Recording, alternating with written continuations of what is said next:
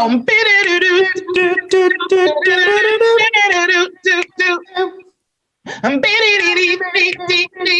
you're live.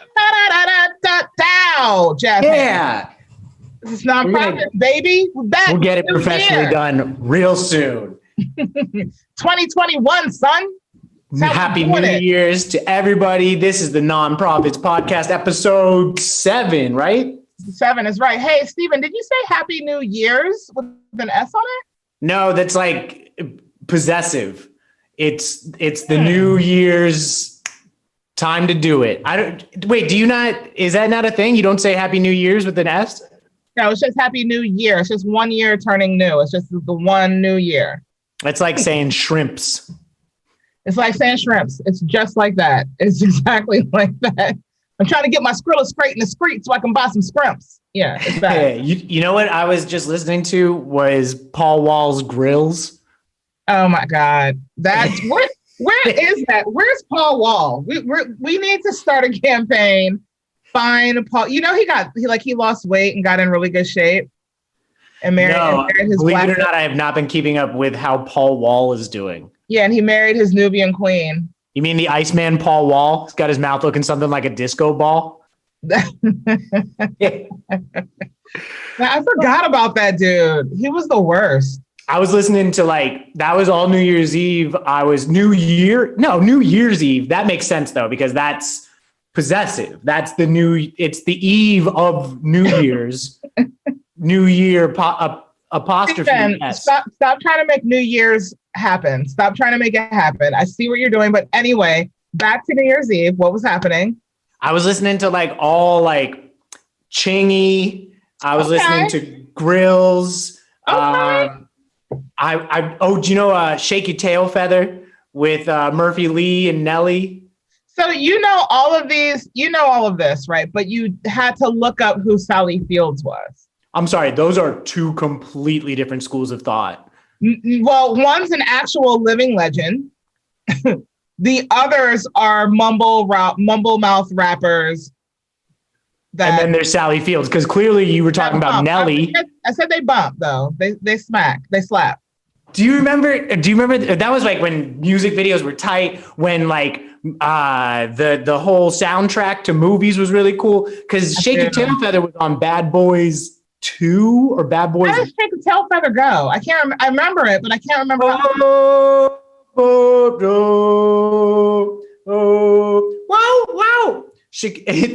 It was like dum dum dum, do it for nothing. Oh yes, okay. Murphy Lee, who Southern you are? Grammar. What you came with? Yes, turn around, okay. Turn around. Who you came with? Is that your mama or your? Wait, is that your? Yeah. Is that your booty or your mama half brain dead? I think is what the line is. You know, that would not be the worst line in hip hop. I want to say it's T.I. that has a lyric that says, "If you pass the test, I'll put my dick on your breast."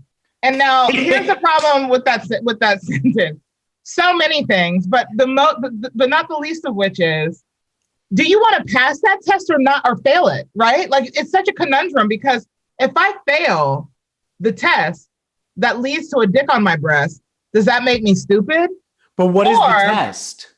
I don't know what the test is. But if I pass it, guess what comes next? You know what I mean? I don't want that to happen, but I also don't want to be too stupid to fail it.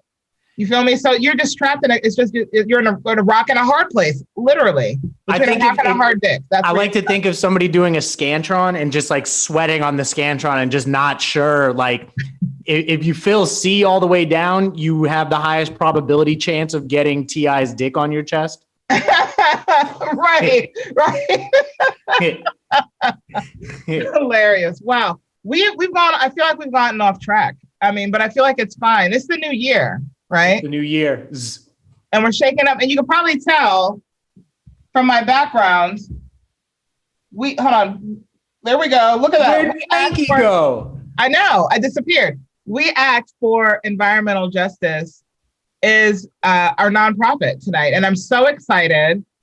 And here's why I'm excited, because the young lady that's going to be coming on from that organization to talk with us, her name is Kereme Taylor.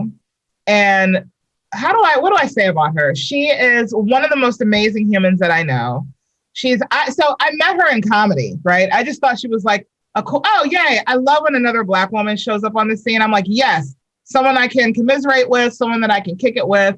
We probably have some shared life experiences. We can kick it. Hopefully she's not a bitch, right? And not because she's Black, calm down, people, but just because women be bitches sometimes. But anyway, and then I met her, and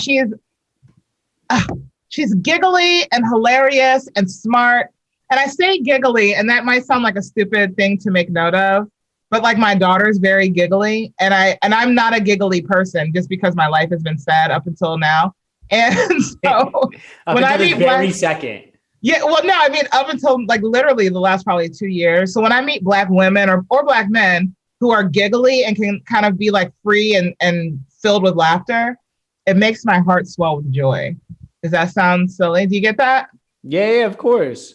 Yeah, and she's one of those humans. And so I'm excited to have her on. She's also an esquire.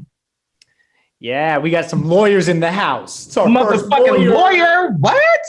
We're going to ask environmental lawyer, bitch. What? How do I not pay my taxes? I know. So it's dope.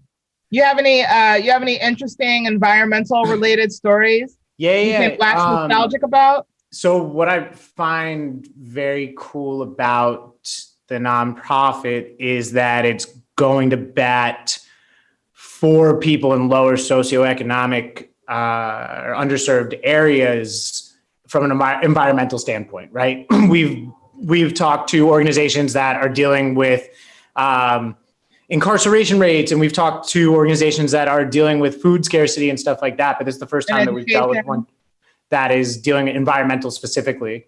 And the environment's a very interesting thing because it's something that a lot of people just dish off to other people, right? Like I used to do a lot of work in Brazil. I used to do Brazil.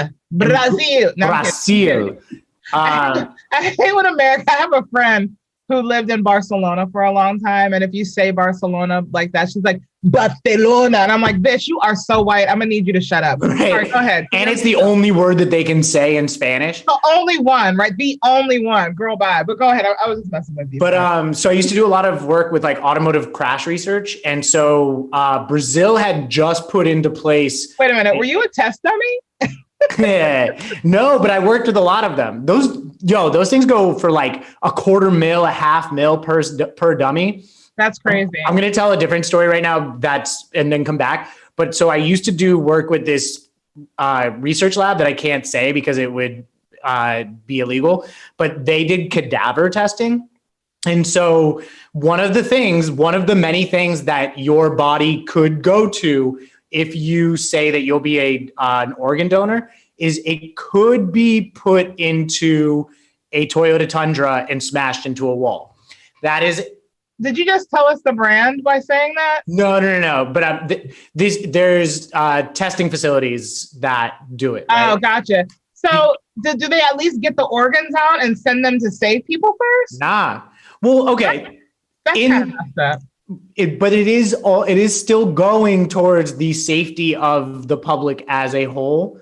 But so check this. So we would go to this place and it was cadaver testing, and nobody told me it was cadaver testing. It was the first meeting that I had after taking the territory from Delaware to Florida. That was my sales territory. So I'm giving you a little bit of, it's in Virginia. But so I get in and nobody tells me that I'm about to work with dead bodies, right?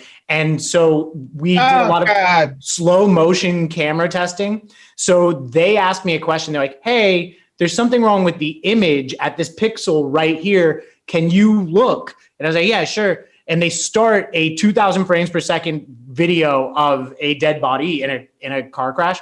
And so wild shit. But then one of the things that exists is we used to import dead bodies from India.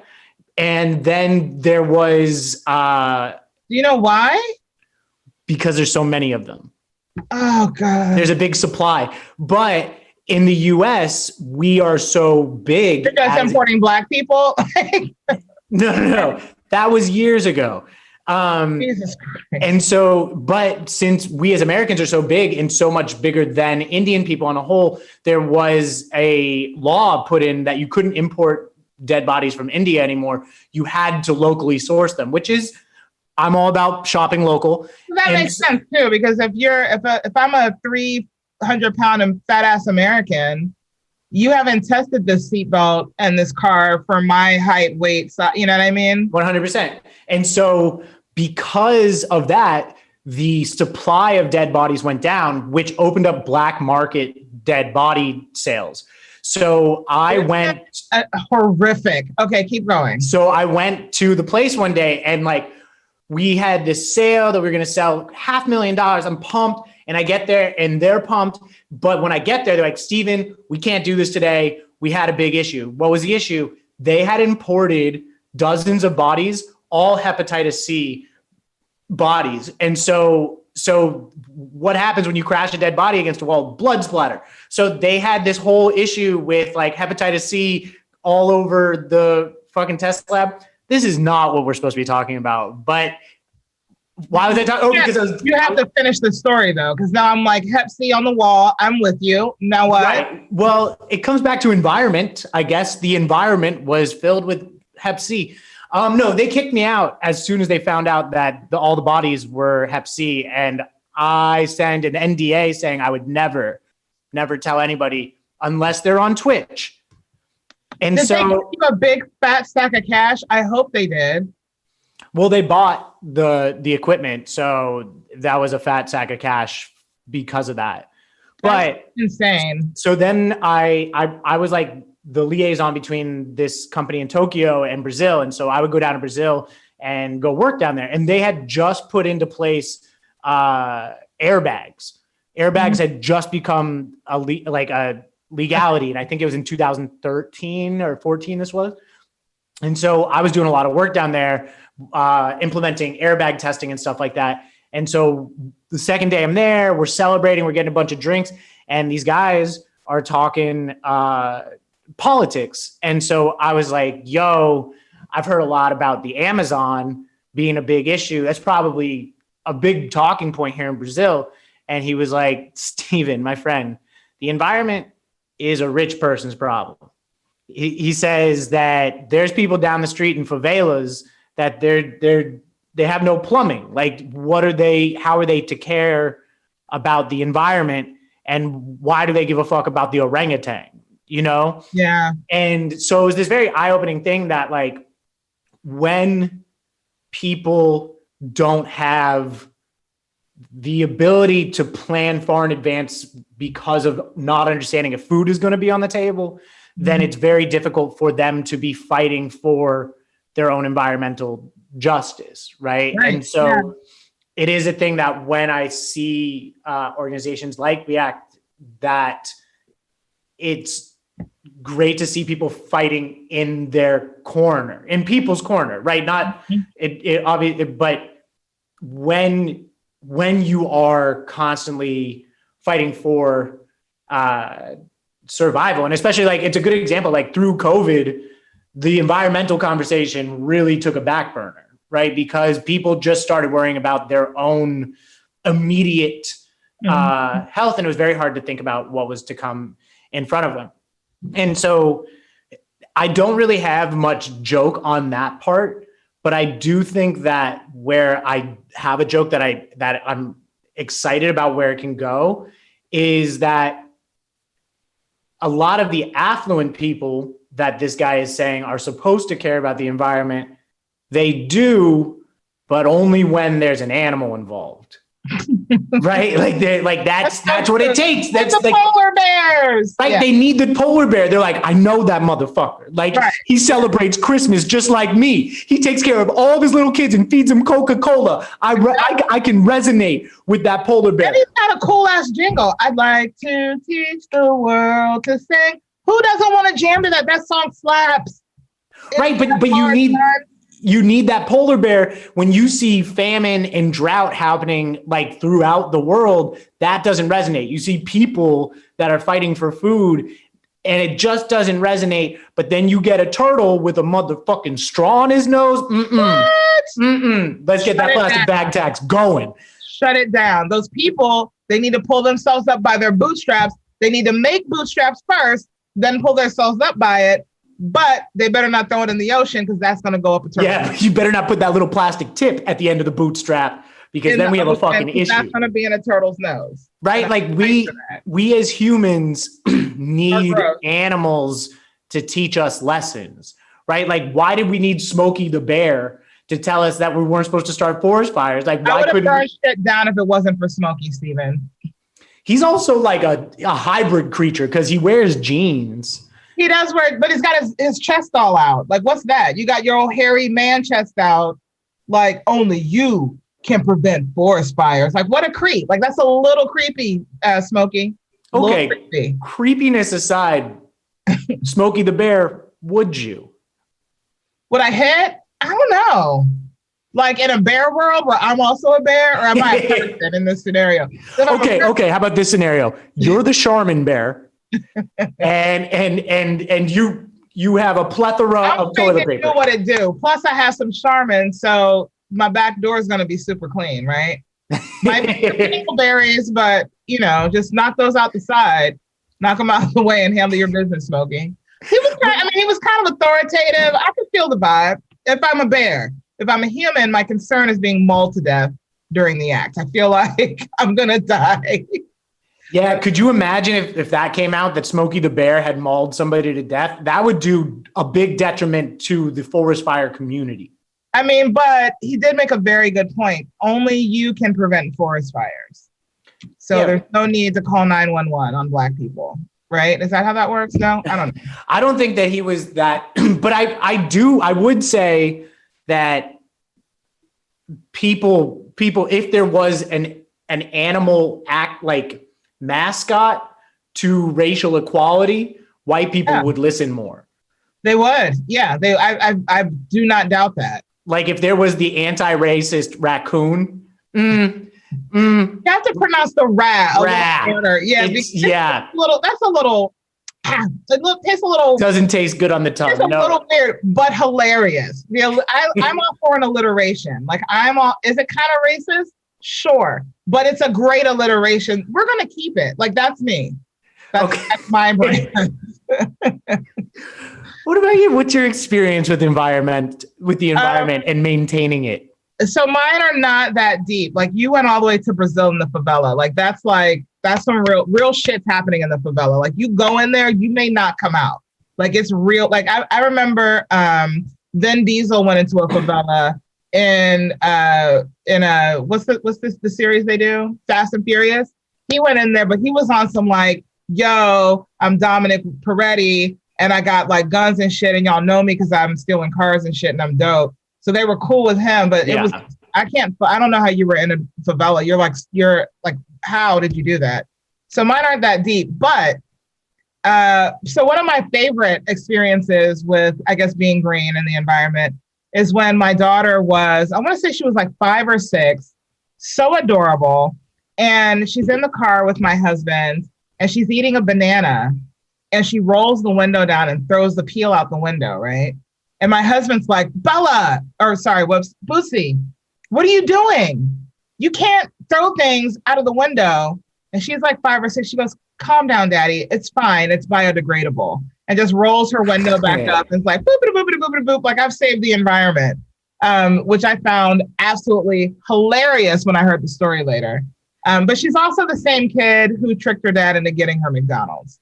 So wait, where do you think she got this at 5 years old? Where did she get that education to know even the word biodegradable?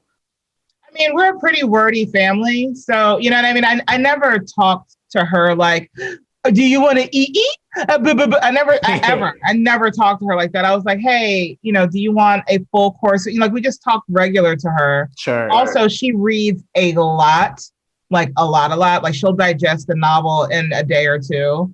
And she went to private school. So, they teach them all the stuff and things in private. It's a little different than public. The only lesson I remember being like jammed down my throat in school or in like 5-year-old TV programming was Stop, Drop, and Roll. Hilarious. I remember when we were learning Stop, Drop, and Roll, I had this never-ending fear that I was just going to spontaneously burst into flames. So that was same. Right? Okay, so you thought that too. Right. And so I was constantly practicing my stop, drop. And like I was constantly practicing it. Like I could kill the game at a good stop, drop, and roll. That and quicksand. I was very sure. Petrified of quicksand. Always. Yeah, because why did we hear so much about it as kids? I don't know. The stop, drop, and roll one is like whichever marketing person's getting paid to jam stop, drop, and roll, that person is probably sitting well. They're probably living in Newport, Rhode Island, got a big ass house, the stop, drop, and roll house. I would not doubt it. Here's my other, my other kind of funny environmental story, and then let's bring Kareen on. I went and visited some friends in LA not too long ago, and it's her and a roommate, and they had, no joke, like 5-6 different trash receptacles. Right, like that's a lot of breaking up of the trash, and it was so confusing. This is not a joke. It's embarrassing, but not a joke. It's whatever. This is really what I was doing. I was like just taking my trash with me when I would go out every day.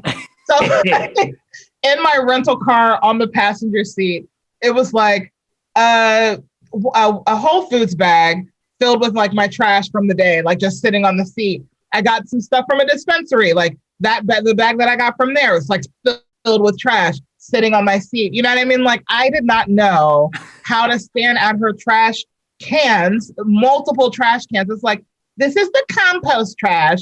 This is only for plastics, but it's only for plastics that have been recycled once.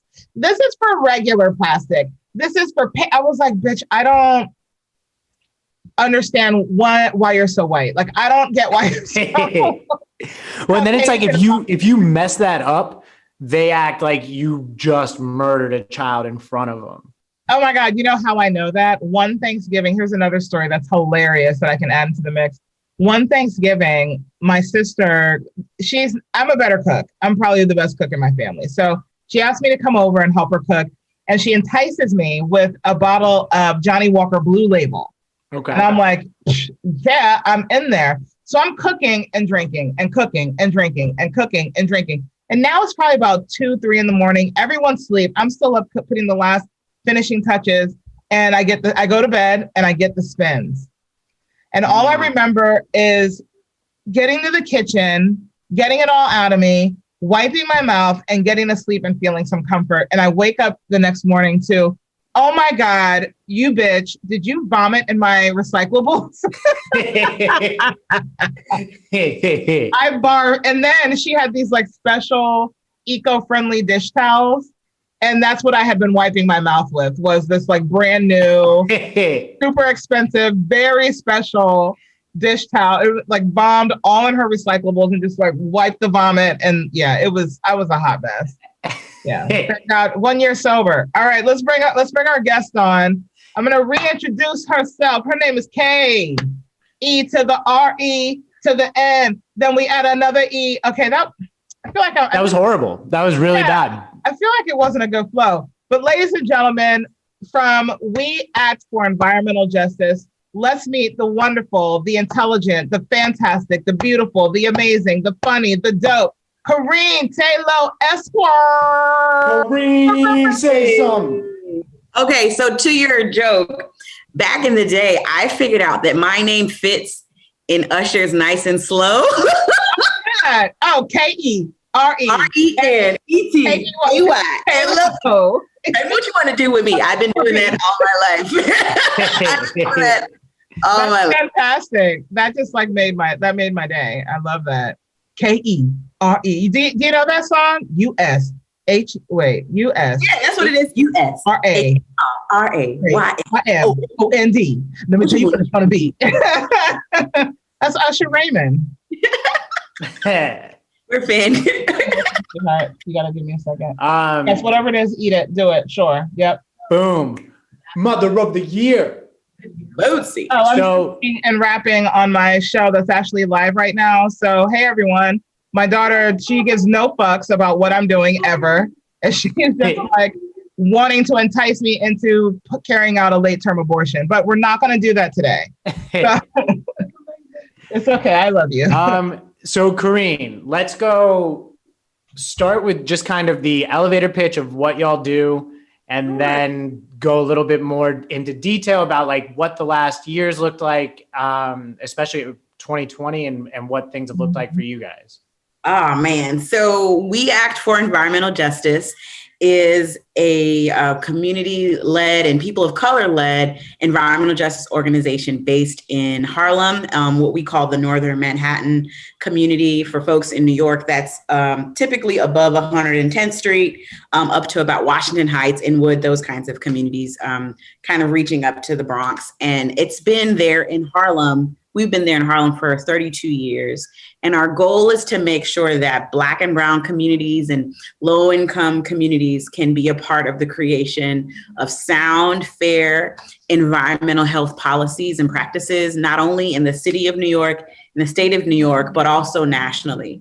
And so while We Act is based in Harlem, I work and live in Washington, D.C., and I do federal policy here on behalf of We Act. And we're one of the few environmental justice organizations with an actual physical presence in Washington, D.C.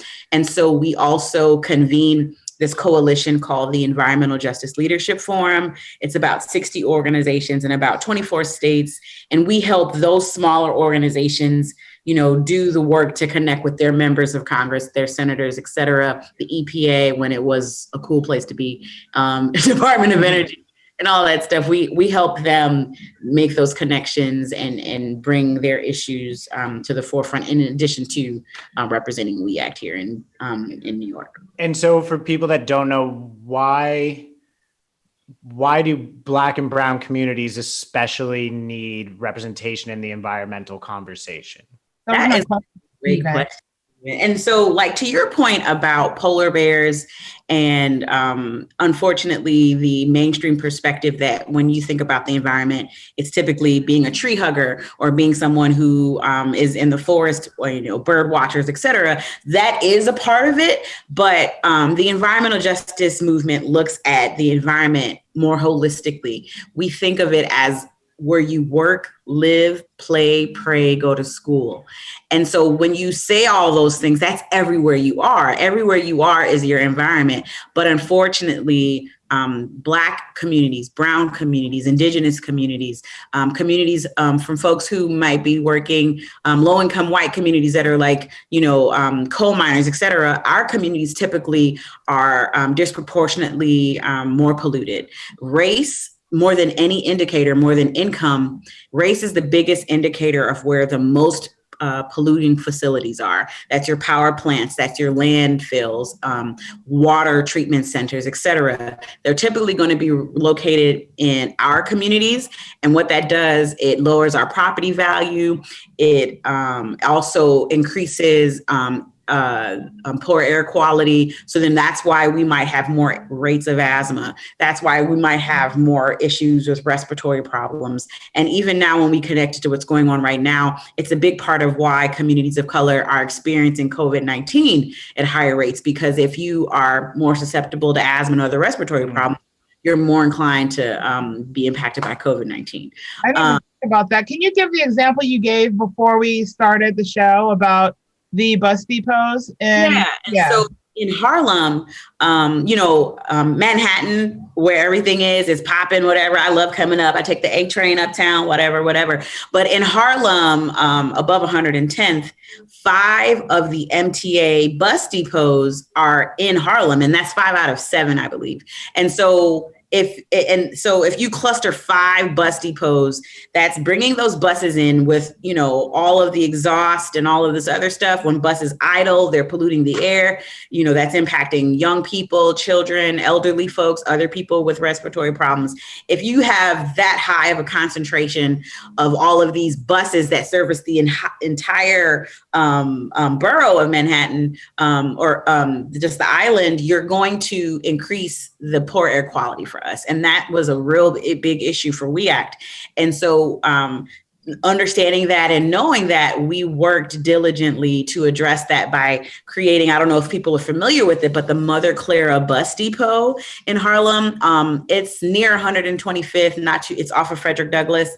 And it's a LEED certified building. It has when the vehicles drive in, it has a way to kind of take the exhaust to kind of prevent it from going out into the communities. And we even worked with the city to make sure that women and other people of color, entrepreneurs and engineers, et cetera, could benefit from that through being a part of the creation of it and all that other stuff. So wow, that's amazing. We have a long history of addressing environmental issues in the city. And the double-edged sword of that is, as we fight for, more parks, we were a part of the creation of the park that's there along the Hudson River uptown. As we fight for more green space, as we fight for more grocery stores, as we say, we need safer homes, et cetera, what that unfortunately does, it in a way encourages real estate developers to then think and want to be in Harlem now because it's more environmentally attractive. It's more, it's not as undesirable as it been in the past. So then it's in this weird way, our attempt to advocate for our healthier communities, clean air, et cetera, we also invite in this thing called gentrification. And so then those very same communities that were fighting to rectify these environmental injustices are now having to deal with higher rents and a whole host, and frankly, more white people coming uptown to live. And so it's always interesting when I visit uptown, when I come up, just frankly, how white and more white it's becoming above 110th. So what is a LEED building, a LEED certified building for people that may not know? And then also, is that the same in the inverse, where when BIPOC people are moving into a predominantly white neighborhood or area, does that area then start becoming more polluted? Meaning that people are like, hey, let's take advantage of this new, let's start building plants in this area. Does that happen too? Yeah, so that has happened. And I think from a historical perspective, so I'll try to answer both questions in order. So LEED certified buildings are buildings that prioritize sustainability. They prioritize energy efficiency. They prioritize more environmental design in the actual building and the construction of the building to conserve energy, to, some might incorporate solar panels or energy efficient light, beyond just light bulbs, but fixtures and a whole host of things to make sure that building not only is conserving energy, but is in some ways contributing to the environmental betterment of the folks within it. And when we think about the climate crisis, carbon emissions or energy loss is typically in poor building management. So that's why older buildings, you might have higher energy bills because your building is older and it doesn't have proper insulation. And so LEED buildings, they come at different levels, like gold, silver, platinum, et cetera. They think holistically about how to conserve energy, how to better manage water and other resources in the development of the building. And so when we worked with the city to develop the Mother Clara Bus Depot, having it being LEED certified was a goal that we were able to attain. And then to your question, the reverse gentrification kind of thing, the reverse of that might be what we experienced with segregation, frankly. Redlining was where, the government, city, states, governments, et cetera, and banks were able to determine that white people only lived in this area, and then communities were redlined to say this is where the Black people can live. Those areas were typically undesirable, neighborhoods that maybe were already near a facility, or they were further away from the hustle and bustle of things, and Black people were forced to live there. Mm-hmm. And by virtue of it being redlined, the banks made the property value in those areas lower. Mm-hmm. And then because of segregation, when we think about all of the attempts just for us to live in safer, neighborhoods, to buy a bigger house, et cetera, especially when people were able to afford more, moving into a white community was seen as a way, I'm a middle class family. I want the best for my family. They're safer. They're nicer communities. I want to move in. But in some cases, there were covenants in people's deeds saying, Black people can't live here, or people were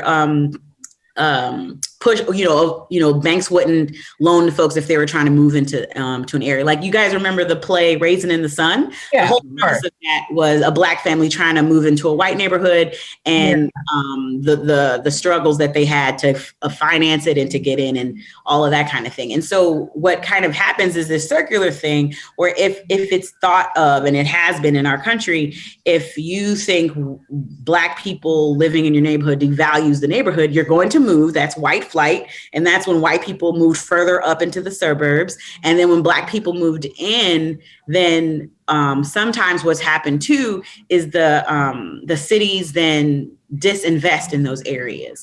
And then systemic issues in terms of employment and tax bases, like if that lowers the property value of those homes. And so the money that's required, for our services to invest in education goes down or is lower in our neighborhoods because our property value is lower. So it's very circular. And then what happens is in an all Black neighborhood, the property value goes down and down and down.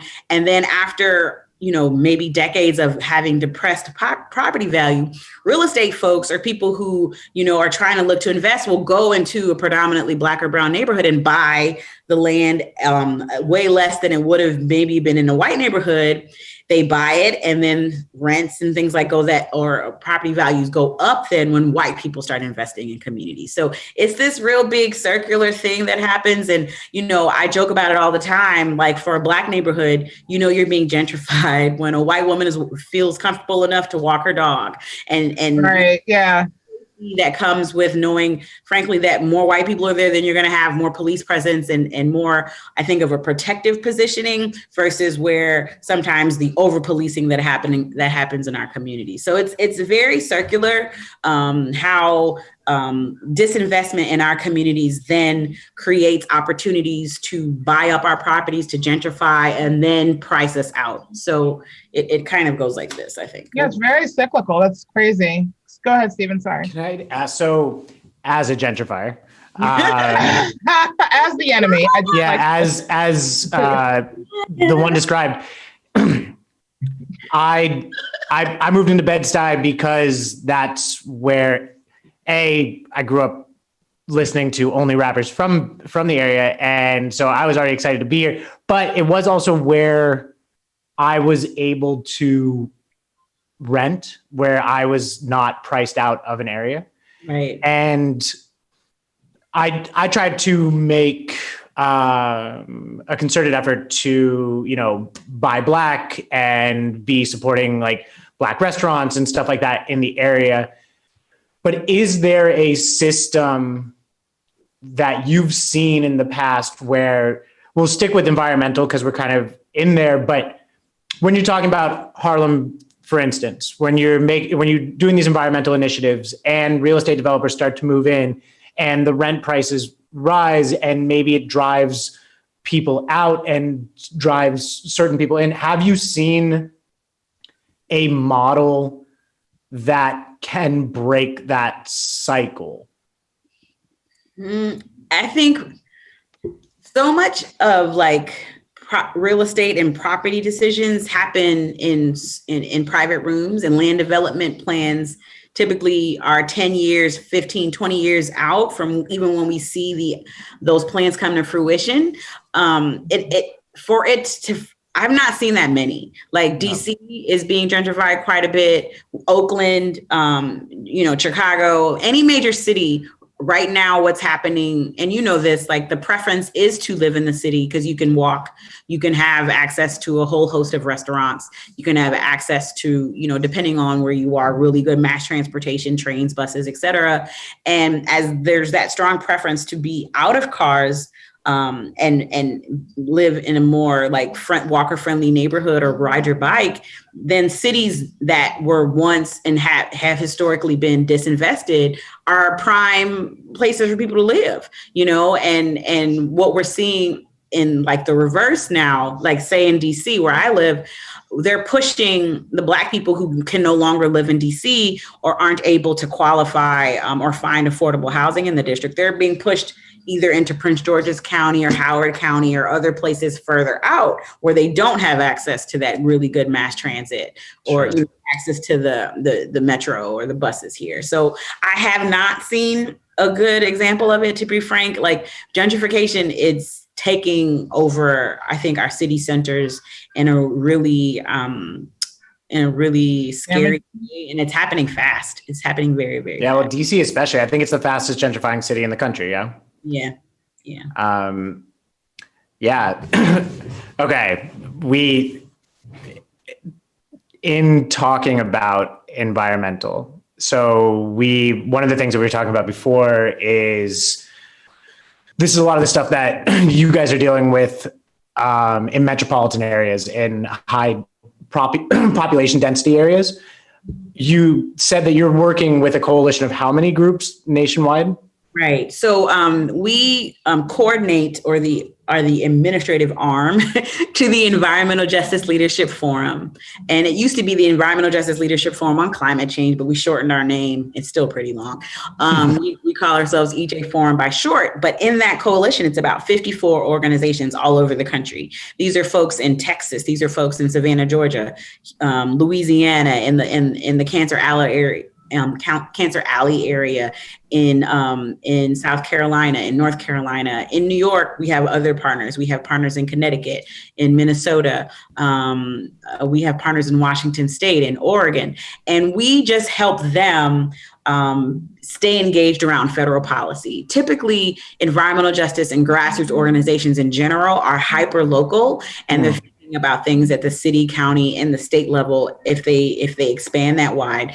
And if you looked even at our website, we have like 10 issue areas. And because the needs of our communities are so vast, we typically have to we do so much with very little. And so these organizations that are in the EJ Forum, because they're already stressed out capacity wise, caring for their immediate community, we are essentially their eyes and ears here in Washington, D.C. when a bill comes out about an environmental issue or a climate or an energy issue, or even like workforce development or housing. And so if we hear, a congressional member from their state is talking about a certain thing, we'll say, hey, your member is talking about this. We can help you set up a meeting. Or do you want to weigh in and provide some recommendations on this draft bill that they have?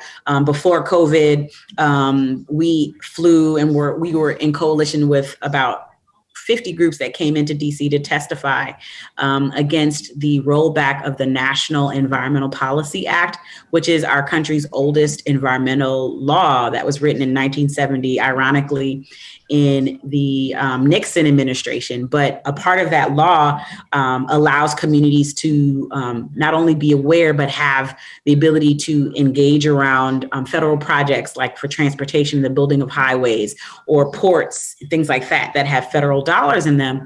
And so we flew people in from those areas that are impacted by those changes to talk about why they don't want to see this rollback happen or what it means to them. And a part of that too is because the Trump administration, in the 4 years that he's been in office, they've been incredibly strategic in their work to deregulate as much as possible, particularly environmental deregulation, because he is and has been pretty in debt to or in support to coal industry and other harmful industries. So our opposition to those kinds of things make us in direct line of the rollback. So I think just in terms of the EPA, the administration has rolled back over 100 rules that we see value in, that deal with water, that deal with lead, that deal with mercury, a whole host of things. Even fuel efficiency standards and how the gas that we drive impacts the air, et cetera. So we've been in constant opposition with the administration. And so our work in the last 4 years has really been trying to defend as many environmental rules and policies as possible. And it's been very difficult because we've had, one, they don't care about the environment as much as they try. They don't even fake it. They don't. But then on top of that, like who they put over the EPA before they were there were either lobbyists for the Cole administration or people from states who were in direct opposition to progressive environmental policy. So we're able to so tactfully and eloquently and politely call Trump a disgusting monster without ever saying it. I'm so impressed with you. I'm like, how do you see this? And you were just so tactful. I'm so impressed. One of the things we like to do, Kereme, is we love for our nonprofit speakers to give us a dope impact story. So I don't know if you work with individual people, but if you do, great, tell us one of those. You don't have to give names. You can leave it anonymous, or you can tell us about like your biggest win in legislation. We'd love to hear about either or both. If you have two stories, we'd love it. But we have about 5 minutes left, or 3 minutes left. So we're giving them to you with that, and then we're going to wrap. Well, I think impact organizationally, just this last year in October, we lost our deputy director. His name was Cecil Corbin Mark. He was a really great mentor to me in the 5 years that I've been working with We Act. And like, he was with We Act for about 32 years, and that like took the wind out of us. And it's so sad that he's not able to see, the results of the election or whatever, but he was such a great leader, not only in the environmental justice movement, but the broader energy movement. He helped start our solar worker training program. And, he really saw the value in providing free solar training and workforce development opportunities for people in Harlem. And, our goal is just to really continue the work that he did. So I just wanted to lift him up.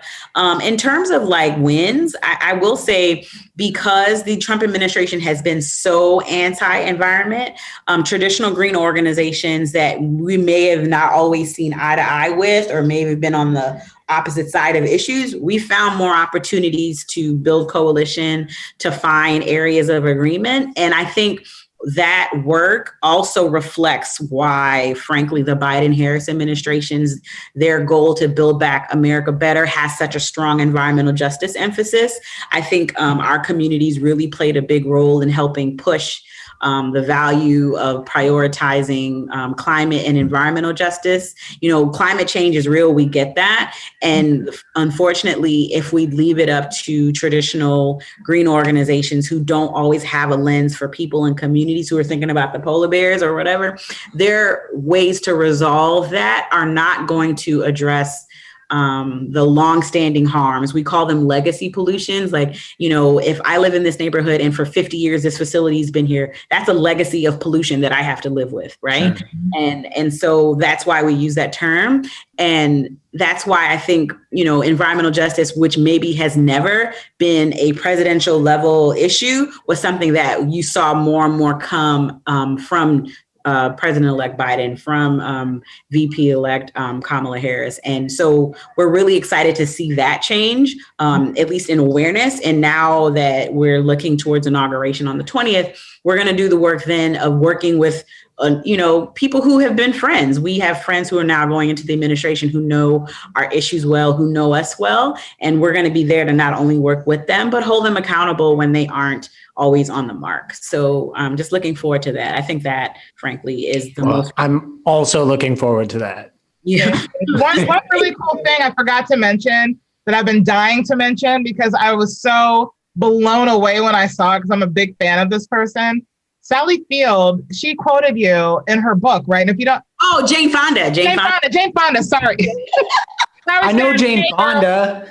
Okay. Yeah, so I got to meet Jane Fonda last year. Tell us about that. That's amazing. So, for pretty much almost the span of the year from 2018 through 2019, Jane Fonda did what she called Fire Drill Fridays. And every Friday, she met somewhere on the Hill in DC and would hold a rally to talk about environmental justice, to talk about climate change, to talk about the climate crisis, and, show people that, through literally getting arrested every week, why, and using her platform to draw attention to it. And like her first rally, it was like 10 of us.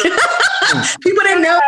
Showed up and it was like nobody. But then by the time it was over, it was hundreds of people joining and protesting and going in and getting arrested in droves, and other stars would come in and get arrested with her. And then like it started happening all over the country. And so in the process of doing that, she did write a book called, I think it's what can I do? And I can get it and show it to you. But I'm in the book. I'm like, oh my God, I'm in the book. That's so amazing. So Jane Fonda, everyone, I've been telling people Sally Fields because I'm an idiot, but Jane Fonda quoted this amazing human in her book, which is incredible. Like, she's a freaking legend.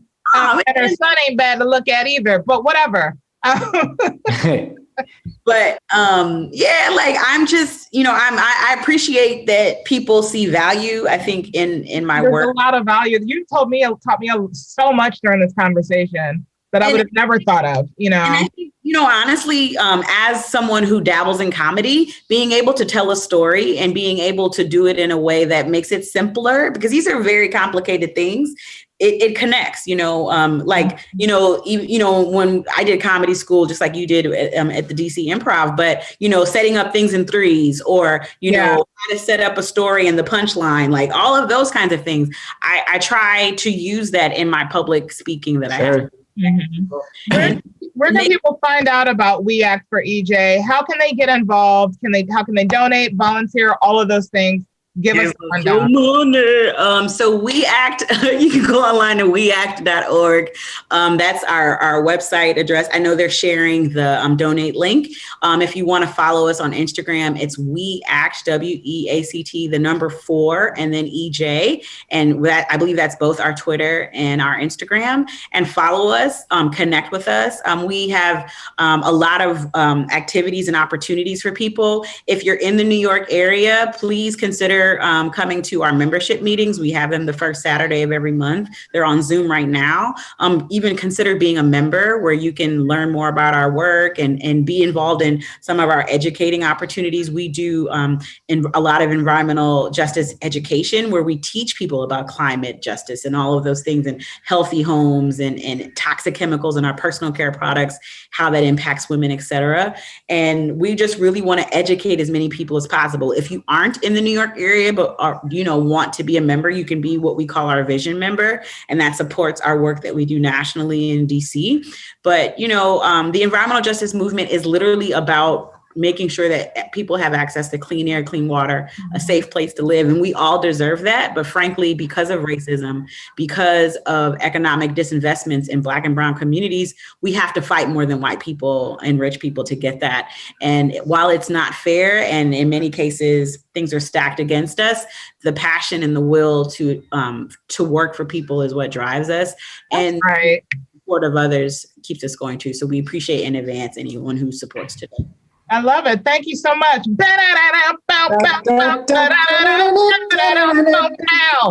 and gentlemen, that was Kereme Taylor, Esquire, with We Act for Environmental Justice. Yes, all of those words. We Act for Environmental Justice. I have been Franqi French. And I'm Stephen Campbell. And this is Nonprofits. We'll be back next Tuesday, 6:30 p.m. EST.